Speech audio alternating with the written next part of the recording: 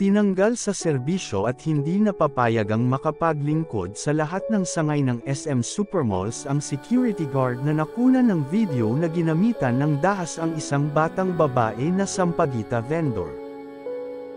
Sa kumalat na video, makikitang pinapaalis ng security guard ang sampagita vendor na nakasuot ng school uniform sa lugar na nasasakupan ng SM Megamall sa EDSA, Mandaluyong City. Hinablot ng security guard ang tindang sampagita ng batang babae at tinanggal ang mga bulaklak mula sa pagkakatali nito. Pagkatapos nito ay mapapanood ang ilang beses na paghampas ng sampagita vendor sa security guard, at ang pag-awat ng security guard na sa isang punto ay makikitang sinipa ang batang babae. Naglabas ng opisyal na pahayag ang pamunuan ng SM Supermalls tungkol sa video na kumalat sa social media noong Miyerkules 15 ng Enero taong 2025.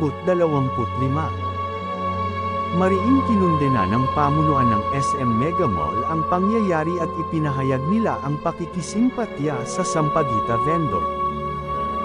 We have called the attention of the security agency to conduct an immediate and thorough investigation.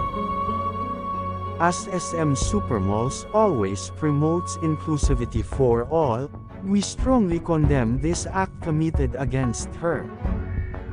May mga haka-hak ang maaaring napaikan na ang security guard sa pagpapaalis sa sampagita vendor, na matapang na lumaban dahil pinaghahampas niya ito ng mga hawak na sampagita.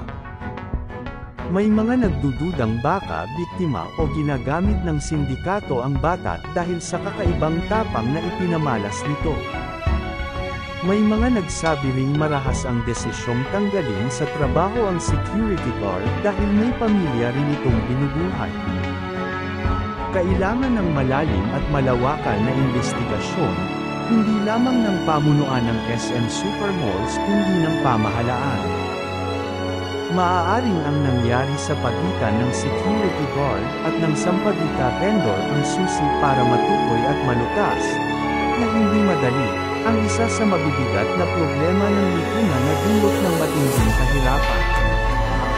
Ang insidenteng ito ay sumasalamin sa mga tunay at nakababahalang sitwasyon sa Pilipinas na hindi masyadong napagtutuunan ng atensyon ng mga nanunungkulan sa gobyerno.